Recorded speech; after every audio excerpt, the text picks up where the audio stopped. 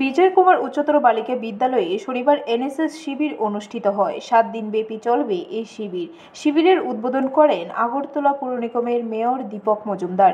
তিনি বলেন, এই শিবির অত্যন্ত গুরুত্বপূর্ণ একটি প্রশিক্ষণ।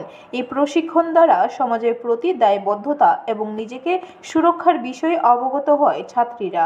বিজয় কুমার বালিকা বিদ্যালয় এই প্রশিক্ষণ শিবিরের মাধ্যমে নারীদের অধিকার এবং সুরক্ষা সহ বিভিন্ন বিষয়ে অবগত করা হবে।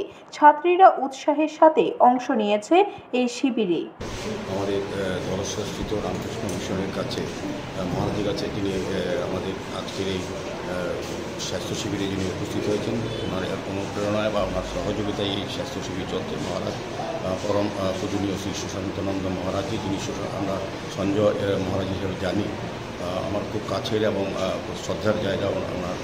তো ওনার তত্ত্বাবধানে ডক্টরবাবু নিয়ে এসছেন। তো আজও এই বিদ্যালয়ে উনি স্বাস্থ্য শিবির করেছেন। সারা পৃথিবীর সঙ্গে সারা দেশে আমাদের রাজ্যেও রামকৃষ্ণ মিশন একটা উল্লেখযোগ্য নাম।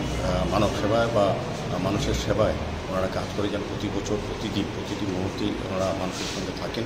তো আমরা খুব আনন্দিত। এই রামনগর বিধানসভা কেন্দ্রের 34 নম্বর ওয়ার্ডে আজকে আমরা এই রাজনগর ব্যুরো রিপোর্ট, খবর ত্রিপুরা।